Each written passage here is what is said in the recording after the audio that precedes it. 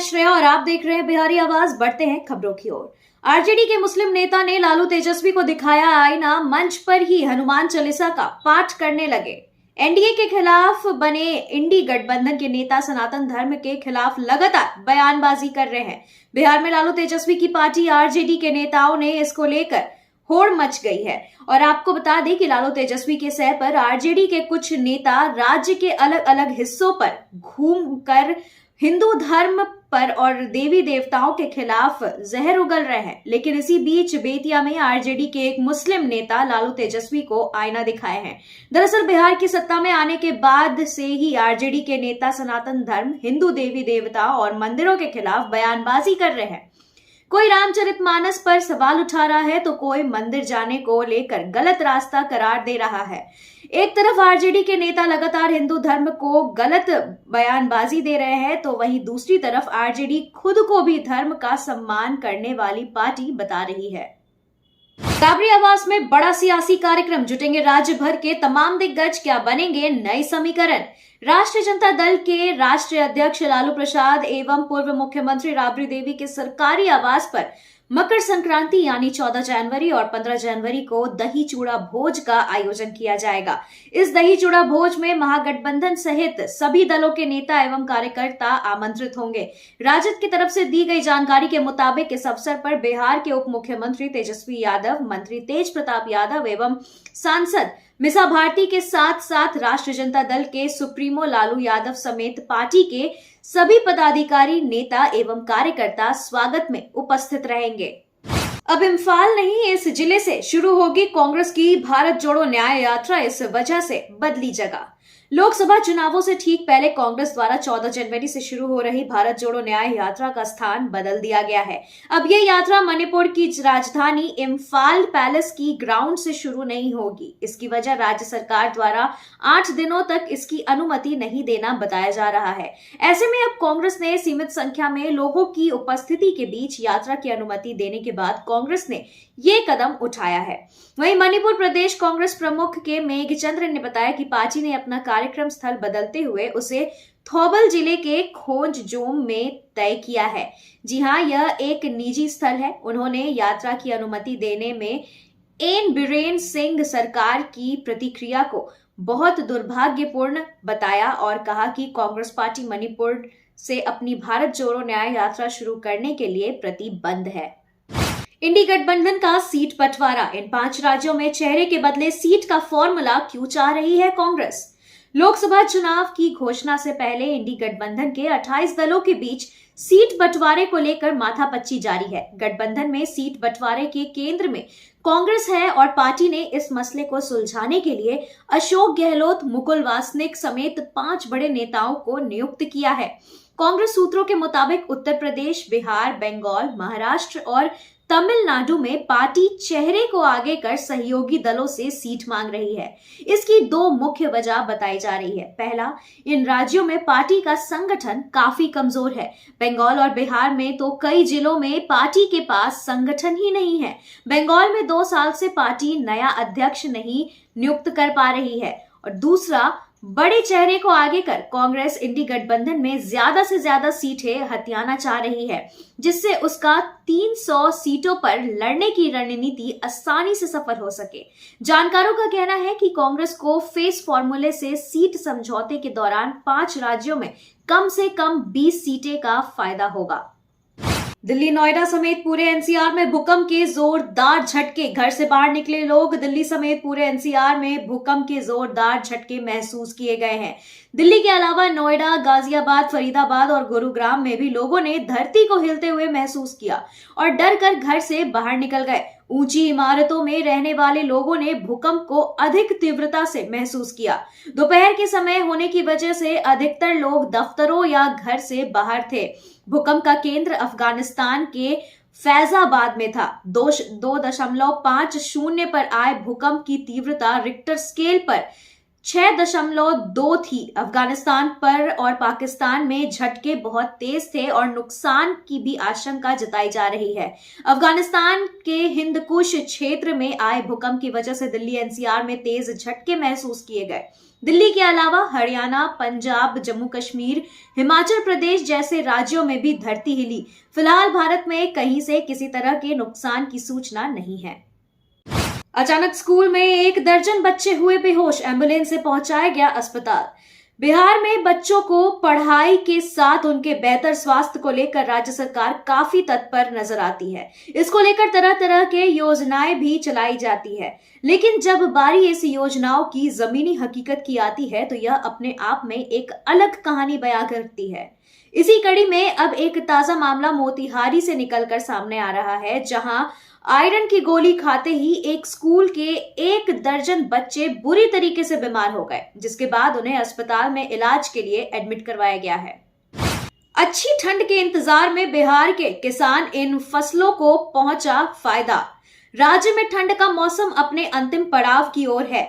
वहीं जलवायु परिवर्तन के इस दौर में सूबे के किसानों को अच्छी ठंड का इंतजार है। इसकी वजह यह है कि कड़ाके की ठंड रबी सीजन की फसलों के लिए वरदान मानी जाती है। वहीं मौसम विभाग की रिपोर्ट के अनुसार आने वाले 3 से 4 दिनों के दौरान न्यूनतम तापमान में गिरावट होने की संभावना है। कृषि विशेषज्ञों का कहना है कि इस मौसम के द्वारा जारी आंकड़ों के आधार पर बात की जाए तो ठंड बढ़ने से गेहूं की फसल को काफी फायदा मिलेगा। हालांकि शीतलहर से आलू की खेती पर असर पड़ने की संभावना है। वहीं मौसम विभाग के द्वारा इस सीजन में पहली बार प्रचंड ठंड का पूर्वानुमान जारी किया गया है। बिहार में इन जिलों में होगी 200 बालू घाटों की नीलामी, खनन विभाग ने दिए जरूरी निर्देश। राज्य में बालू की लगातार बढ़ती मांग को देखते हुए खान एवं भूतत्व विभाग ने 15 जनवरी तक करीब 200 बालू घाटों की नीलामी के निर्देश दिए हैं। विभाग ने स्पष्ट कहा है कि जिन बालू घाटों का रकबा ज्यादा बड़ा है उन्हें छोटे छोटे भागों में विभक्त कर नीलामी की जाएगी। खान एवं भूतत्व विभाग की ओर से जिलों के खनिज विकास पदाधिकारियों को निर्देश दिए गए हैं कि जो बालू घाट अब तक नीलामी से वंचित है उनके लिए जिला सर्वेक्षण रिपोर्ट में संशोधन कर सिया से सहमति प्राप्त कर ली जाए। इसके बाद नीलामी प्रक्रिया पूरी करें। बिना किसी कारण नीलामी वाले घाटों से खनन शुरू नहीं होने पर संबंधित जिले के पदाधिकारियों पर कार्रवाई करने की चेतावनी भी जिलों को दी गई है। नाटो डेट है, हमला हुआ तो यूरोप की मदद नहीं करेगा अमेरिका। ट्रंप को लेकर अब क्या नया खुलासा होगा? पॉलिटिको की एक रिपोर्ट में यूरोपीय संघ के एक अधिकारी का हवाला देते हुए कहा गया है कि अगर यूरोप पर सैन्य हमला किया गया तो अमेरिका उसकी सहायता के लिए नहीं आएगा। रिपोर्ट में पूर्व राष्ट्रपति डोनाल्ड ट्रंप द्वारा 2020 में दावोस में विश्व आर्थिक मंच की एक बैठक में यूरोपीय आयोग के अध्यक्ष उर्सुला वॉन डेर लेयन से की गई बातचीत का हवाला दिया गया। ब्रुसेल्स में यूरोपीय संसद में एक कार्यक्रम में बोलते हुए आंतरिक बाजार के लिए यूरोपीय आयुक्त थेरी ब्रेटन ने खुलासा किया कि ट्रंप ने यूरोपीय संघ प्रमुख से कहा है कि आपको यह समझने की जरूरत है कि अगर यूरोप पर हमला होता है तो हम आपकी मदद के लिए कभी नहीं आएंगे। ऋषि सुनाक से मिले राजनाथ, चाइना से तनाव के बीच रक्षा मंत्री ने लंदन में दे डाला बड़ा बयान। भारत और चीन के संबंधों में जारी तनाव के बीच रक्षा मंत्री राजनाथ सिंह ने कहा है कि अब बीजिंग भी मान रहा है कि भारत एक वैश्विक शक्ति बन गया है। ब्रिटेन यात्रा पर गए रक्षा मंत्री राजनाथ सिंह ने लंदन में भारतीय समुदाय को संबोधित करते हुए चीन की सरकारी मुख्य पत्र ग्लोबल टाइम्स में हाल ही में एक प्रकाशित लेख का हवाला देते हुए कहा है कि अब चीनी सरकार भी मान रही है कि भारत में विकास हो रहा है और भारत का वैश्विक कद बढ़ रहा है। उन्होंने कहा कि हम किसी को दुश्मन के रूप में नहीं देखते हैं और सभी पड़ोसियों के साथ अच्छे संबंध बनाए रखना चाहते हैं। रक्षा मंत्री ने कहा कि चीनी अखबार के लेख में लेखक ने यह भी कहा है कि चीनी सरकार अब स्वीकार करती है कि आप भारत को पसंद करें या ना करें, पर उसकी छवि और बढ़ती वैश्विक प्रतिष्ठा को लंबे समय तक नजरअंदाज नहीं किया जा सकता है। मणिपुर में फिर भड़की हिंसा, गोलीबारी और बमबाजी से दहला पूरा इलाका। लापता हुए 4 लोग। मणिपुर के मैतई और कुकी समुदाय के बीच हिंसक घटनाओं के कुछ महीने बाद एक बार फिर हिंसा सामने आई है। यहाँ बिष्णुपुर जिले में बम धमाकों और गोलीबारी की एक घटना सामने आई है। यह गोलीबारी की घटना जिले के कुंभी और थौबल जिले के वांगू के बीच हुई है। सबसे बड़ी बात यह है कि जिस इलाके में गोलीबारी हुई थी उसके पास अदरक की कटाई करने गए 4 लोग लापता हो गए हैं।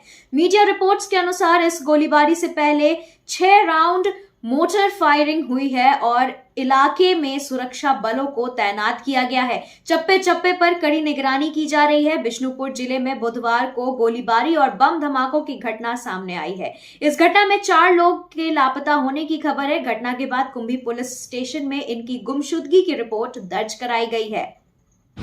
बिहार में ये क्या हो रहा है? बदमाशों ने स्कॉर्पियो सवार बीजेपी नेता को मारी गोली, फायरिंग से दहरा पूरा इलाका। बड़ी खबर भोजपुर के आरा से आ रही है, जहां बेखौफ बदमाशों ने एक पूर्व मुखिया और बीजेपी नेता को गोली मारकर गंभीर रूप से घायल कर दिया है। बीजेपी नेता कुछ साथियों के साथ अपनी गाड़ी पर सवार होकर जा रहे थे, तभी बदमाशों ने ताबड़तोड़ फायरिंग शुरू कर दी, जिसमें गोली लगने से वह गंभीर रूप से घायल हो गए। घटना के बाद हड़कंप मच गया और घटना उद्वंत नगर थाना क्षेत्र के पीणिया मोड़ की बताई जा रही है। पटना में सड़क जाम, हंगामा, गैंगरेप के आरोपियों की गिरफ्तारी की मांग। पटना के फुलवारी शरीफ में आपको बता दें कि महादलित परिवार की 2 बच्चियों के साथ गैंगरेप के बाद एक बच्ची की मौत का मामला थमने का नाम नहीं ले रहा है। इस घटना से गुस्साए लोगों ने आज तीसरे दिन आरोपियों की गिरफ्तारी को लेकर मुख्य सड़क को जाम कर दिया और जमकर हंगामा मचाया है। पीड़ित के परिजनों ने फुलवारी शरीफ के भगत सिंह चौक पर चक्का जाम कर दिया और जमकर हंगामा मचाया। इस दौरान लोगों ने पुलिस प्रशासन के खिलाफ जमकर नारेबाजी की। पुलिस की कार्यशैली पर सवाल उठाते हुए आक्रोशित लोगों ने इस दौरान मुख्य सड़क पर आगजनी भी की, जिसके कारण यातायात बुरी तरीके से बाधित हो गई और सड़कों पर वाहनों की लंबी कतारें लग गई।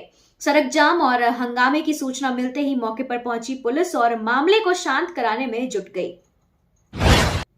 बिहार में सुबह सवेरे ठोक दिया, बदमाशों ने गोली मारकर ले ली 2 लोगों की जान। इलाके में सनसनी।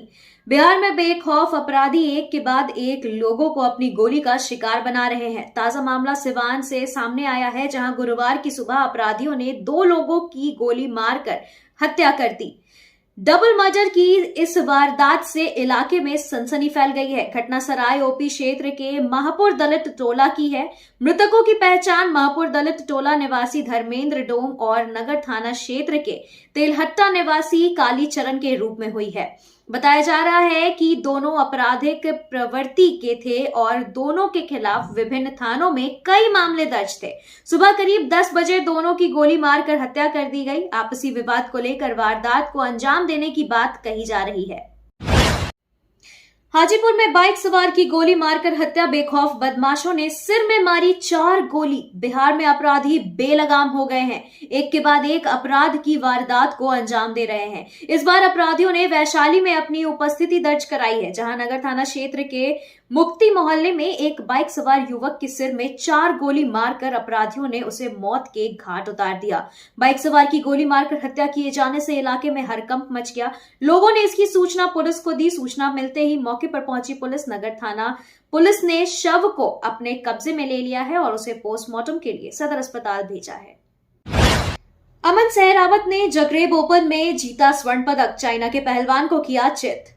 भारतीय पहलवान अमन सहरावत ने Zagreb open ranking series tournament में चीन के दुनिया के 7वें नंबर के पहलवान वनहाओ जो को 10.0 से हराकर स्वर्ण पदक जीता है। सहरावत ने तकनीकी श्रेष्ठता के आधार पर जीत दर्ज की है। पिछले कुछ समय से विवादों से जूझ रहे भारतीय कुश्ती जगत के लिए यह एक अच्छी खबर है। भारतीय दल यहां यूनाइटेड वर्ल्ड रेसलिंग यानी WWU के बैनर में खेल रहा है और क्योंकि समय पर चुनाव नहीं कराने के कारण भारतीय कुश्ती महासंघ को पिछले साल निलंबित कर दिया गया था। 13वीं रैंकिंग वाले अमन ने तुर्की के मोहम्मद कारावूस के खिलाफ 15.4 से जीत के साथ आगाज किया। हांगझोउ एशियाई खेलों में 57 किलो वर्ग के कांस्य पदक जीतने वाले अमन ने 19वें रैंकिंग वाले अमेरिका के रिचर्ड्स जेन राय रोड्स के तकनीकी श्रेष्ठता के आधार पर 11-0 से हराकर सेमीफाइनल में जगह बनाई। अंतिम 4 में उन्होंने जॉर्जिया के रॉबर्टी डी को 11.0 से मात दी, वहीं फाइनल में जो को हराया। अच्छी शुरुआत के बावजूद हारे किदाम्बी श्रीकांत टूर्नामेंट से हुए बाहर। भारत के किदाम्बी श्रीकांत अपनी गलतियों पर काबू नहीं रख सके और Malaysia open super 1000 badminton tournament में बृहस्पतिवार को हांगकांग के एंग कालोंग एंगस से दौर में हार चुके हैं। कई सहज गलतियों और गलत लाइन कॉल के कारण विश्व रैंकिंग में 24वें स्थान पर काबिज श्रीकांत को दुनिया के 20वें नंबर से खिलाड़ी कालोंग से 13.21 और 17.21 से पराजय झेलनी पड़ी है। श्रीकांत की शुरुआत अच्छी रही और एक समय में वह 6.1 से आगे चल रहे थे, लेकिन फिर उन्होंने गलतियां करनी शुरू की और कालोंग ने लगातार 6 अंक लेकर वापसी की। पिछले 2 मुकाबलों में श्रीकांत ने कालोंग को हराया था, लेकिन इस बार लय कायम नहीं रख सके और पहला गेम आसानी से गंवा दिया। दूसरे गेम में एक समय उनके पास 11.10 की बढ़ती थी, लेकिन फिर गलतियों की वजह से वह उबर नहीं सके। पूर्व क्रिकेटर सुरेश रैना का बयान, कहा कोहली रोहित की मौजूदगी से भारत को T20 वर्ल्ड कप में मजबूती मिलेगी। पूर्व भारतीय ऑलराउंडर सुरेश रैना ने विश्व कप को देखते हुए अनुभवी रोहित शर्मा और विराट कोहली को अफगानिस्तान के खिलाफ T20 अंतर्राष्ट्रीय श्रृंखला के लिए राष्ट्रीय टीम में शामिल करने को गुरुवार को समझदारी भरा फैसला करार दिया है। रोहित और कोहली की 14 महीने बाद भारत की T20 टीम में वापसी हुई है। रैना ने कहा है कि उनकी मौजूदगी से टीम को मजबूती मिलेगी। रैना जियो सिनेमा और स्पोर्ट्स 18 में विशेषज्ञ हैं। उन्होंने कहा कि अगर आप विश्व कप के अमेरिका और वेस्ट इंडीज में स्टेडियम को देखें तो विकेट थोड़ा पेचीदा होगा। भारत को वहां पर रोहित और कोहली के अनुभव की जरूरत होगी। कोहली T20 क्रिकेट में 12,000 रन बनाने के करीब है, उन्होंने कहा, इसलिए इनकी मौजूदगी से भारत की बल्लेबाजी मजबूत होगी और भारत T20 विश्व कप में जीतने की संभावना भी निश्चित रूप से बेहतर होगी। अर्जुन अवार्ड मिलने के बाद शमी ने बयां की दिल की बात, कहा, मुझे बहुत गर्व महसूस हो रहा। टीम इंडिया के बेहतरीन गेंदबाज मोहम्मद शमी को मंगलवार को राष्ट्रपति द्रौपदी मुर्मू ने अर्जुन अवार्ड से सम्मानित किया है। इस दौरान शमी के साथ 26 और एथलीटों को इस पुरस्कार से नवाजा गया। वहीं शमी ये अवार्ड पाने वाले 58वें क्रिकेटर हैं। बता दें कि अर्जुन अवार्ड खेल पुरस्कार में दूसरा सबसे बड़ा पुरस्कार है। शमी ने अवार्ड मिलने के बाद अपनी दिल की बात बयां की है। मोहाली की ठंड में ठिठुरे टीम इंडिया के खिलाड़ी, बीसीसीआई ने शेयर किया वीडियो। भारत और अफगानिस्तान T20 मैच से पहले क्रिकेटर ठंड से परेशान हैं। अफगानिस्तान से मुकाबले से पहले ट्रेनिंग सेशन में ज्यादातर क्रिकेटर ठिठुरते नजर आए हैं। जहां अक्षर पटेल तापमान पूछते नजर आए तो शुभम गिल के हाथ जेब से बाहर ही नहीं निकल रहे थे। रिंकू सिंह को केरल की गर्मी याद आ गई तो कोच राहुल द्रविड़ को बैंगलोर की याद आने लगी। बीसीसीआई ने भारतीय टीम के प्रैक्टिस सेशन के समय का दिलचस्प वीडियोस जारी किया है। इस वीडियो में उत्तर भारत में पड़ रही ठंड का असर देखने को मिल रहा है। वीडियो के शुरुआत में अक्षर पटेल से होती है, जहां वो दोनों हाथों को रगड़ते हुए नजर आए हैं। इस दौरान वो स्टाफ से कहते हैं कि अरे भाऊ देखना कितना डिग्री है, जिसका जवाब में उन्हें 12 डिग्री सुनने को मिलता है, जिस पर वो कहते हैं कि अरे 12 लग तो 6 डिग्री रहा है। शाहरुख खान ने उत्तरकाशी टनल के हीरोज से की मुलाकात, सबको लगाया गले, फिर खींचवाई सेल्फी। सुपरस्टार शाहरुख खान ने बुधवार को CNN न्यूज के Indian of the year awards event में शिरकत की। उन्हें इंडियन ऑफ द ईयर के अवार्ड से सम्मानित किया गया। इस इवेंट में शाहरुख खान ने उत्तरकाशी टनल में फंसे मजदूरों को सकुशल बाहर निकालने वाले हीरोज से गर्मजोशी के साथ मुलाकात की और उनके साथ सेल्फी भी खींचवाई। किंग खान के इस अंदाज ने उनके फैंस का दिल जीत लिया। इस कार्यक्रम में उत्तरकाशी के नायकों को सम्मानित किया गया, जिसमें नेशनल डिजास्टर रिस्पांस फोर्स के director general Atul Karwal, rat hole miners Munna और वकील फॉर मेन गब्बर सिंह नेगी और उनके सहयोगी सबा अहमद शामिल थे। मेट्रो इन दिनों को मिली नई रिलीज डेट। आदित्य रॉय कपूर और सारा अली खान की फिल्म अब इस तारीख को होगी रिलीज। फिल्म निर्माता अनुराग बसु की आगामी निर्देशित फिल्म मेट्रो इन दीनों एक बार फिर से चर्चा में है। फिल्म पहले 29 मार्च को बड़े पर्दे पर रिलीज होने वाली थी, लेकिन अब फिल्म की रिलीज डेट को आगे बढ़ा दिया गया है। अब यह फिल्म 30 सितंबर को रिलीज होगी। आगामी फिल्म में आदित्य रॉय कपूर, सारा अली खान, अनुपम खेर, नीना गुप्ता, पंकज त्रिपाठी, कोंकणा सेन शर्मा, अली फजल और फातिमा सना शेख जैसे कलाकार शामिल है। यह फिल्म बसु की 2007 की फिल्म लाइफ इन मेट्रो का सीक्वल है, जो मूल रूप से 8 दिसंबर 2023 को स्क्रीन पर रिलीज होने वाली थी। ट्रेड एनालिस्ट और फिल्म समीक्षक तरन आदर्श ने भी अपने सोशल मीडिया अकाउंट पर यह खबर साझा की है। अंकिता लोखंडे को जिताना चाहती है कंगना रनौत, सास के इंटरव्यू पर दिया अपना रिएक्शन। कंगना रनौत अपनी Manikarnika the queen of Jhansi की सह कलाकार अंकिता लोखंडे को, जो बिग बॉस 17 की प्रतियोगिता है, उनके समर्थन में सामने आई हैं और उन्होंने साझा किया है मीडिया से कि मीडिया झूठी कहानी बनाकर उनके परिवार को तोड़ने का प्रयास कर रहा है। कंगना ने अपनी इंस्टाग्राम स्टोरीज पर अंकिता की सास के इंटरव्यू का एक अंश साझा किया है, जहां वह इस बारे में बात करती नजर आ रही हैं कि उन्हें ट्रॉफी क्यों नहीं उठानी चाहिए। रकुलप्रीत सिंह ने पहली बार जैकी भागनानी के साथ अपनी शादी की अफवाहों पर रिएक्ट किया। Video viral.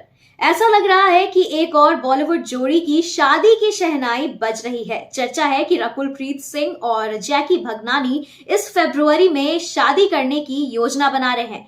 हालांकि इस बारे में कोई आधिकारिक पुष्टि नहीं हुई है, लेकिन रकुल ने पहली बार शादी की अफवाहों पर प्रतिक्रिया दी है। जब पपराजी ने उनसे शादी को लेकर सवाल किया तो वह मुस्कुराकर चली गई। अब अभिनेत्री को हवाई अड्डे पर देखा गया तो लोगों ने फरवरी में होने वाली शादी के बारे में पूछकर उन्हें चिढ़ाया। हालांकि रकुल ने कुछ नहीं कहा, लेकिन वह मुस्कुराना और शर्माना बंद नहीं कर सकी।